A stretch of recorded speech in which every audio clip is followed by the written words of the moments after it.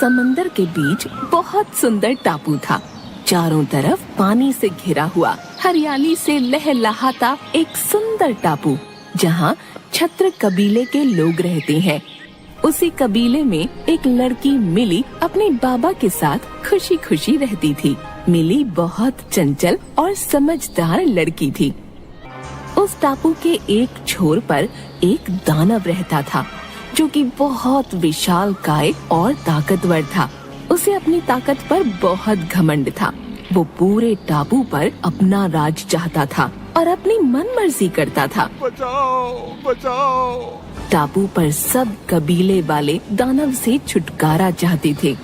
कबीले के लोग समुद्र से मछलियाँ पकड़कर अपना और अपने परिवार का गुजारा करते थे। समुद्र के किनारे मछलियाँ पकड़ने के बाद अब रोज जितनी मछलियाँ पकड़ो उसका आधा उस दानव को देना पड़ता है। आखिर कब तक ऐसा चलेगा पता नहीं। अरे भाई जल्दी चलो, दानव को मछलियाँ दे आते हैं, नहीं तो वो आफत आ जाएगी। भोलू और उसका साथी दानव के पास जाते हैं। दानव सो रहा होता है और डरते हुए मछलियाँ रखकर निकलने लगते हैं। दानव भोलू को पीछे से गले से पकड़कर उठा लेता है। बाप रे, आज बचा लो मुझे, कोई बचाओ। आज तुम दोनों ने आने में देरी की, इसकी सजा ये है कि आज की सारी मछलियाँ मेरी। ये बोलकर दानव ने भोलू को ऊंचाई से नीचे फेंक दिया। अरे बाप रे, मर गया। मेरी तो कमर ही टूट गई है। भोलू लंगड़ाते हुए और उसका साथी उसे संभालते हुए दोनों उस जगह से निकलते हैं। सारे कबीले वाले मिलकर विचार करते हैं कि कैसे इस दानव से छुटकारा मिले। एक दिन सब कबीले वालों ने एक योजना बनाई। उस दानव को आज से कोई मछली नहीं देगा। वो खुद मछली पकड़ने नहीं जाएगा, क्योंकि वो पानी से डरता है और वो मछलियों की तलाश में जरूर निकलेगा। हम एक पिंजरे में कुछ मछलियां रख देंगे। जैसे ही वो मछली खाने पिंजरे में जाएगा, पिंजरा बंद हो जाएगा। जैसा कबीले वालों ने योजना बनाई, ठीक वैसा ही हुआ। आखिरकार वो दानव पिंजरे में बंद हो गया। भोलू जंगल के रास्ते कहीं जा रहा था। अचानक दानव के पिंजरे के पास वह आ पहुंचा और दानव को देखकर झट से एक पेड़ के पीछे छिप गया। जान बची, अच्छा हुआ उसने मुझे नहीं देखा। दानव ने भोलू को देख लिया था, बिल्कुल भोला बनकर।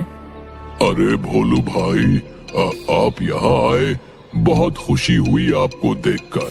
मुझे इस पिंजरे से आजाद कर दो, मैं किसी को परेशान नहीं करूँगा। नहीं नहीं, तुम बहुत घमंडी और बुरे हो। तुम सबको तंग करते हो, मैं तुम्हें नहीं खोल सकता। एक सप्ताह से भूखा हूँ, कुछ नहीं खाया। अब तो कुछ पलों का मेहमान हूँ। सोचा आजादी से पिंजरे के बाहर दो चैन की सांस ले लूं। बेचारा मरने वाला है, इसकी आखिरी इच्छा पूरी कर देता हूँ। अच्छा, ठीक है भाई, खोलता हूँ।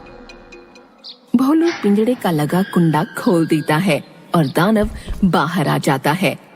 कितने बड़े बेवकूफ हो तुम भोलू। तुमने सोच भी कैसे लिया कि मैं तुम्हें जिंदा जाने दूंगा। एक सप्ताह से भूखा हूँ, तुम्हें खाकर अपनी भूख मिटाता हूँ। अरे ऐसा मत करो, मैंने तुम्हारी मदद की और तुम मुझे खाना चाहते हो, यह बुरी बात है।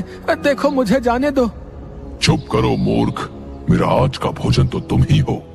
तभी वहाँ पर अचानक से मिली आ जाती है। अरे भोलू भैया, क्या हुआ? इतना क्यों घबराए हो? अरे मिली, अच्छा हुआ तुम आ गई।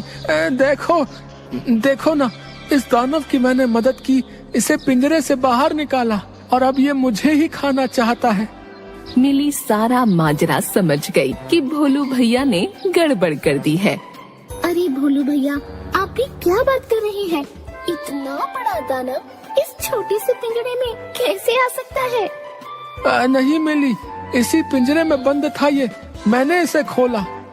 पर मुझे बताओ तो कि इतना सा ये पिंजरा है और दानव इतना बड़ा, भला कैसे बताएगा इसमें? चुप करो तुम दोनों।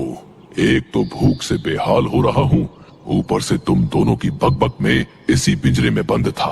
इस मूर्ख ने ही मुझे आजाद किया। चलो अब मुझे इसे खाने दो। अरे दानव जी, आप भी भोलू भैया की तरह बेवकूफी की बातें कर रहे हो। भला पिंजरे में आप कैसे आ सकते हैं? देखो मूर्खों, ऐसे बंद था मैं, ऐसे। इतने में मिली झट से पिंजरे का कुंडा लगा देती है। ये क्या किया तुमने? खोलो मुझे, बाहर निकालो मुझे।